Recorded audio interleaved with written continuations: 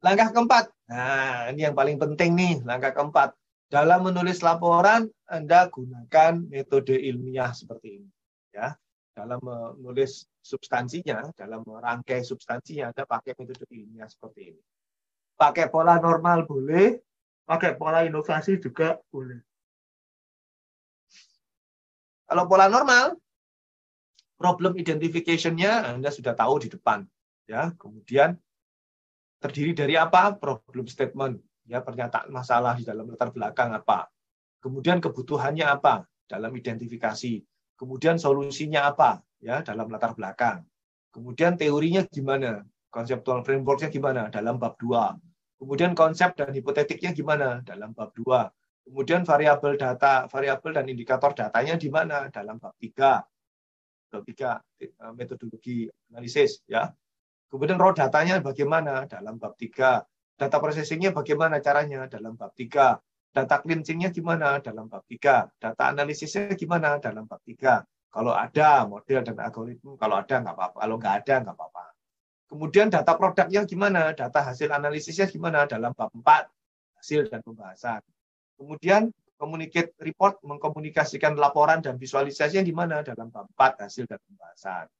Kemudian pengambilan keputusan atau pilihan kebijakannya di mana dalam bab 4. Hasil dan analisisnya. Kemudian policy and action di mana? Tetap dalam bab 4, ya. Baru implementation di mana? Dalam bab 4. Nah, ini dalam bab 4, baru bab 5-nya 5.1 kesimpulan menyimpulkan dari langkah problem statement sampai implementation ini. Itu kesimpulan, ya. Kemudian 5.2 kesimpulan, 5.1 kesimpulan, 5.2 rekomendasi kebijakan. Nah, rekomendasi gimana? Ya Anda akumulasi, Anda rekap dari bab-bab sebelumnya tadi itu. Kesimpulannya gimana? Anda rekap, ya. Oke. Nah, yuk kita sekarang pelajari contohnya. Ini contohnya, ya. Contohnya. Yang pertama, dalam contoh ini, yang pertama adalah Anda bikin dulu nota dinasnya.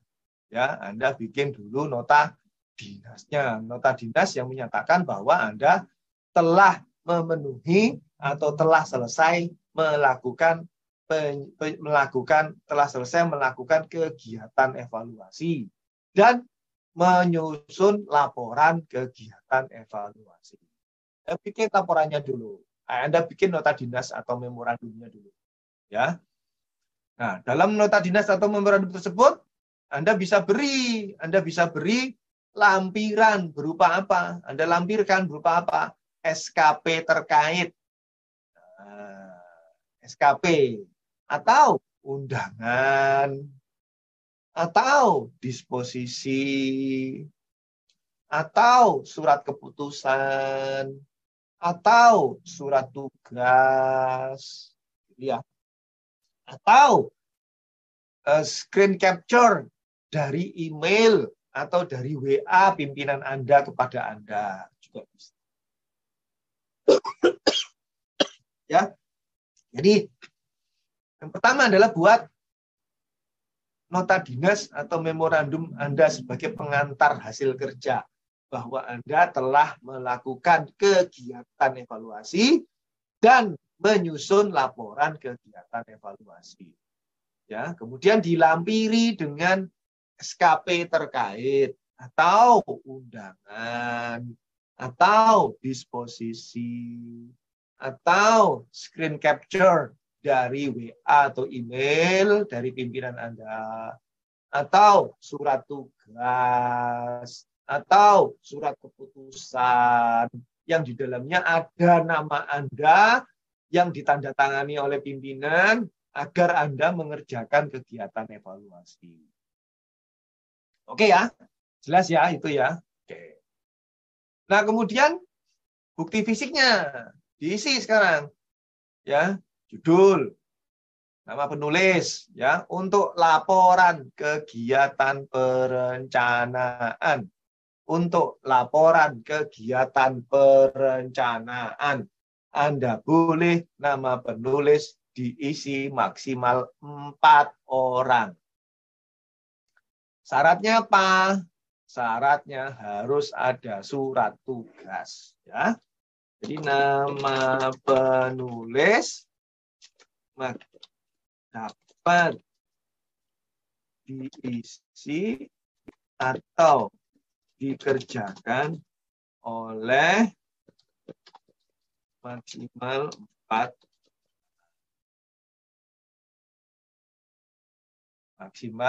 orang. Syaratnya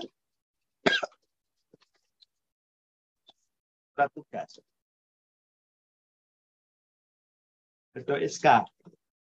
Surat keputusan. Jadi surat tugas ini bersama ini menunjuk, misal contohnya ya, contoh surat tugas, menunjuk SKP masing-masing saudara.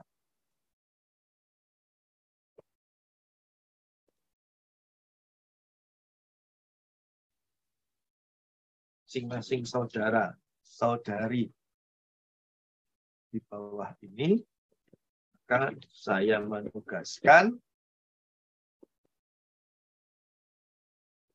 pejabat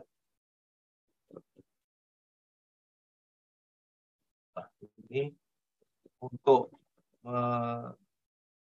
melakukan kegiatan evaluasi terus Rembang Prom Dateng 2022. 1. Gus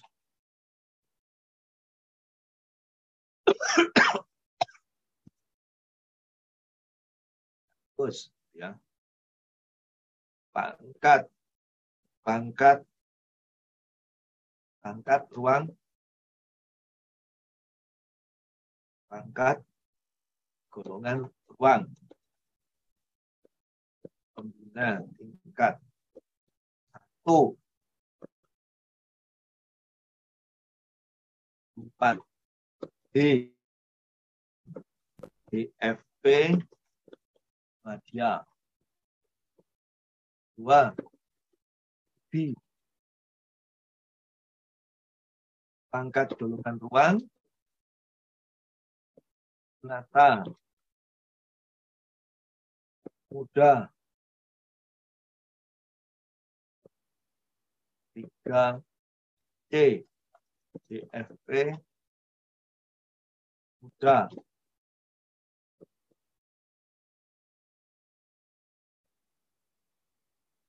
Cahyo pangkat golongan ruang Nata Muda 3C DFP Muda Deni pangkat golongan ruang Nata ya A GFP pertama. Nah,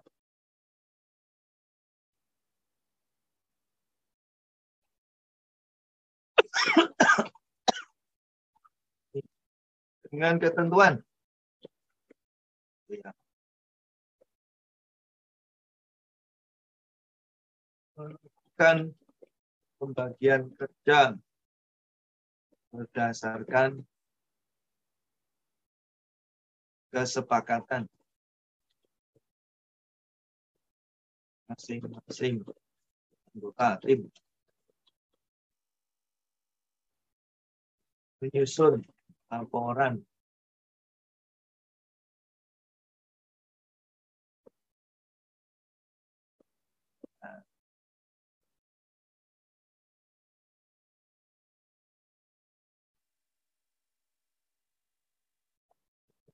selambatnya disampaikan kepada pimpinan 1 bulan setelah atau 2 bulan. Aduh. Nah, 2 bulan setelah surat tugas ini dikeluarkan atau ditanda tangani. Nah, tangan kepala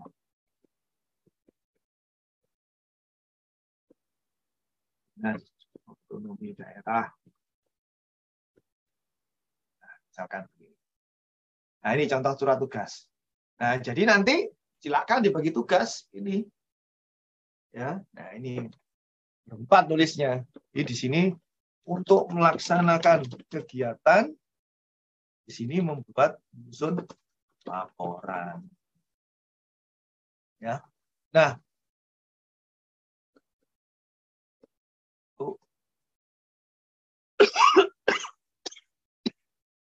nanti ya pada saat bukti fisik dikumpulin, kemudian disusun SPMK,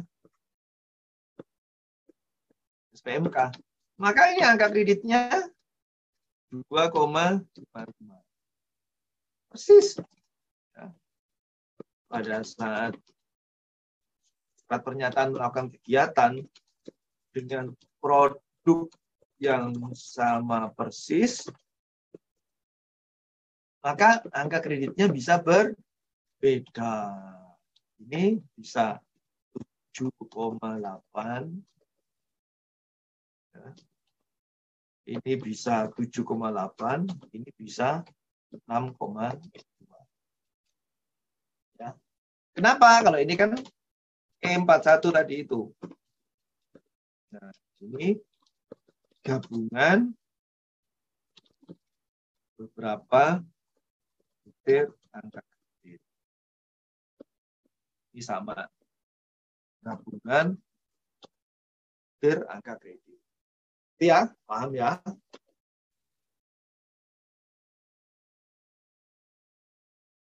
Oke.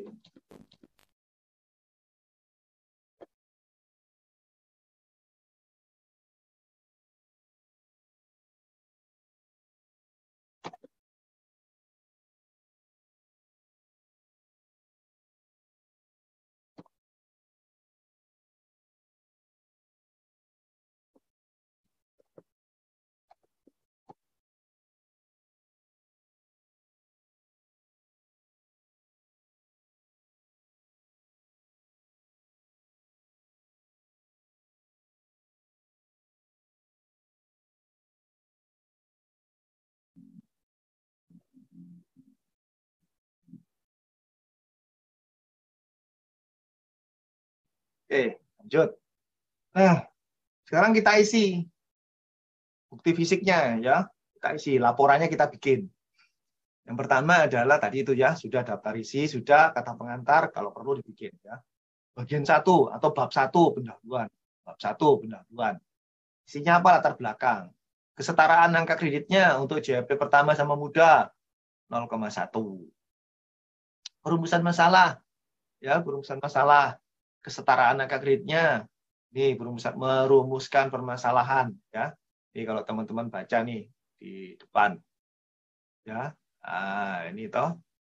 Ini kesetaraan angka kreditnya.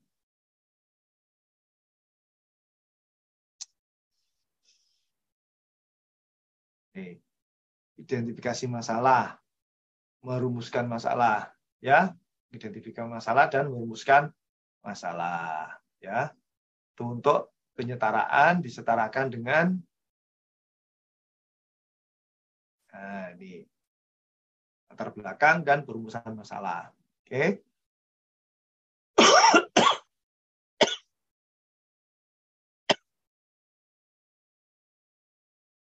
Kemudian untuk tujuan sama manfaat nggak ada butirnya, tapi tetap dipakai ya.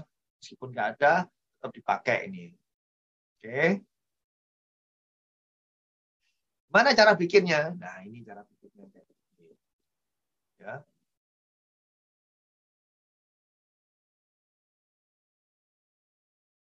Ini cara bikinnya.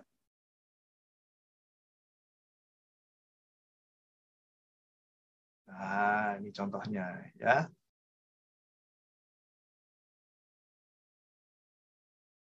latar belakang. Ya. Penyajian latar belakang. Sini, ya.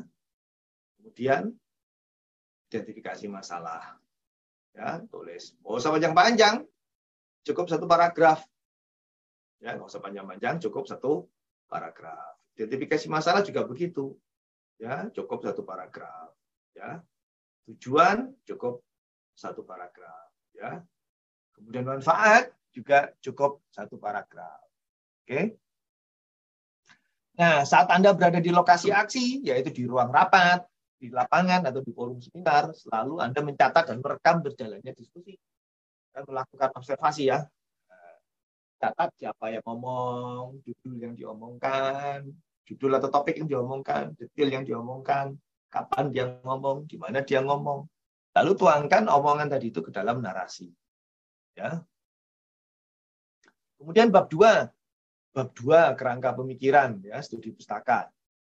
Isinya 2.1, menyusun model hubungan A terhadap B. Ya. Angka kreditnya alternatif, ini untuk yang JAP pertama muda ya, pakai alternatif model hubungan kausal 0,3 dan menguji alternatif kriteria model. Ya, nah, ini caranya.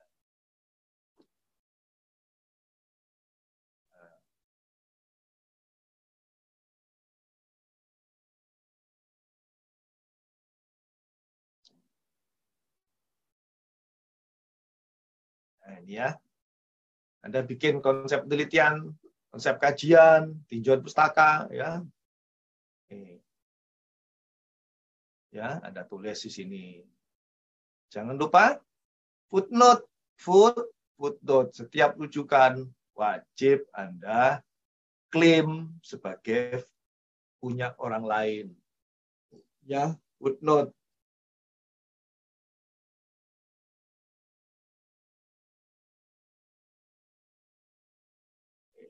Footnote ya, jangan lupa footnote. Oke. Nah, ini tujuannya apa? Anda mengumpulkan ini dalam rangka untuk Anda membuat kriteria analisis, ya. Tuh. Ya, Anda membuat kriteria analisis. Dari mana? Dari aspek logis teoritik, dari aspek logis regulatif, dan dari aspek logis empiris, ya, dari aspek logis empiris, sehingga Anda bisa menemukan kriteria yang Anda perlukan dalam menganalisis mekanisme musrenbang Prof Jawa Tengah, ya. Ini kriteria yang Anda analisis. Pertama adalah sikap peserta musrenbang. Nah, ini yang Anda analisis. Apa itu? Kepribadian, afiliasi kelompok, informasi yang terbentuk, kebutuhan atau keinginan, ya, tuh dianalisis itu. Kemudian Anda bikin hipotesis, terserah Anda bikin hipotesis boleh atau bikin enggak hipotesis juga boleh, ya. Hipotesisnya misalkan tingkat partisipasi peserta dalam musrenbang Prof Jawa Tengah, tujuan yang dikehendaki oleh peserta dalam proses musrenbang, pengetahuan peserta tentang makna dan tujuan musrenbang Prof, serta posisi manajerial mereka dalam organisasi menentukan sikap pada musrenbang Prof. Sikap pada peran penyelenggara pemerintah Pemda Jawa Tengah sebagai penyelenggara dalam musrenbang Prof, dan sikap pada proyeksi pencapaian hasil pelaksanaan pembangunan daerah Jawa Tengah pasca musrenbang Prof Jawa Tengah yang menunjukkan efektivitas penerapan konsep revitalisasi musrenbang Prof Jawa Tengah 2022. Nah, gitu, ya. Nah, kemudian bab 3 metode penelitian. Angka kredit yang sesuai setara adalah ini ya. Angka kreditnya 1 ya, JAP muda. Nah, ini metode penelitiannya, jenis penelitiannya, variabel penelitiannya, terus kemudian populasi sampling instrumen penelitiannya, kemudian analisis datanya ya. Jadi teknik analisis data yang Anda harus lakukan adalah berdasarkan level pengetahuan, kognisi, level ilmiah, level uji statistik. Ya. Tadi sudah saya contohkan, kalau kualitatif boleh pilih aja pakai SWOT. Ya. Kemudian ini yang saya sampaikan tadi ya, sesuai dengan level uji, sesuai level kognitif. Kemudian kondisi umum, terdiri dari apa? profil, kondisi, hasil analisis, penafsiran, hasil analisis atas hasil evaluasi pelaksanaan kegiatan. Ya, nah, ini Anda boleh kembangkan menjadi elaborasi tersebut, menjadi terelaborasi menjadi beberapa bab boleh, ya, tapi jangan banyak-banyak, nanti tebel. Apa itu angka kredit yang setara? Yang pertama adalah inventarisasi dan identifikasi data sekunder. Angka kreditnya 0,12. Inventarisasi dan identifikasi data primer 0,15. Mengolah data informasi 0,1. Mengaktifkan pelaksanaan pengumpulan data 0,12. Di bentuknya kuesioner. Menganalisis data dan informasi 0,25. Ini print screen dari entry data SPSS nanti. Menyajikan data informasi 0,1, nanti print screen dari rekap data di SPSS, ya. Oke. Dan ini kondisi umum, ya. Ini. Ya, data-data dasarnya dalam format Excel. Usahakan sebelum Anda berada di lokasi, Anda sudah punya data-data. Ya. Tentukan manajemen data yang diperlukan, tentukan teknik analisis data yang diperlukan, ya, selalu siap dengan flash disk kosong. Ya. Dan ini hasil analisisnya, ya, kondisi umum. Ini analisis dan pembahasannya. Angka kredit yang setara adalah melakukan persiapan evaluasi 0,25, mengolah data dan informasi 0,5. Ya, ini caranya seperti ini. Pembahasan dan hasil analisis. Ya. Nah, oke. Nah, ini tabulasi silangnya seperti ini. Oke. Nah, seperti ini, ya. Ini bisa tebal nih. Oke. Nah, ini hasil pengujiannya. Ya, hipotesisnya adalah ternyata hipotesis nolnya tidak berpengaruh. Ternyata hipotesis alternatifnya berpengaruh. Setelah diuji ternyata tidak berpengaruh. Berarti H0 diterima. H0 diterima setelah dianalisis, ya. Artinya apa? Artinya konsep Musrenbang Prof Jawa Tengah 2022 gagal meningkatkan kualitas RKP Jawa Tengah 2023. Gitu ya. Tuh, hasil analisisnya seperti itu. Oke, baru bikin bentuk terdiri dari kesimpulan dan saran. Nah, kesimpulan dan saran ini tidak ada butirnya, tapi tetap Anda bikin laporannya untuk IJP pertama muda. Ya, tetap Anda bikin. Nah, ini kan kesimpulannya merupakan rekap dari tabel-tabel ini. Ya. Rekap tabel 5.1, 52, 53, 54 direkap menjadi satu. Ini kesimpulannya. Ya. Jadi bukan kata-kata baru, tapi sudah ada di sebelumnya, tinggal direkap aja. Jadi merupakan summary dari bab-bab sebelumnya. Rekomendasi juga begitu, merupakan summary dari bab hasil analisis dan pembahasan di depan tadi. Nah, kemudian lampirkan kuesioner, ya, daftar pustaka pertama, kemudian kuesioner sebagai bukti bahwa Anda melakukan kodifikasi data. Itu kan ada poin angka kreditnya tadi, ya. Lampirkan, ya, ini. Lampirkan juga ini. Print screen-nya aja, lampirkan aja, ya. Lampirkan print screen-nya ini. Oke, kalau mau dikasih cover juga boleh, ya. Jadi seperti ini. Kalau perlu nanti ini diterbitkan oleh unit kerja masing-masing, ya. Nah, Anda bisa dapat angka kredit dari kegiatan lain, kegiatan profesi, ya boleh itu, tapi nantilah, gitu ya. Khusus kita fokus hari ini adalah laporan kegiatan perencanaan, ya. Sub unsur evaluasi. Apa evaluasi yang saya ambil kasusnya ini? Evaluasi efektivitas pelaksanaan Musrenbang Prof. Oke, terakhir langkah kelima, kita melakukan peer review.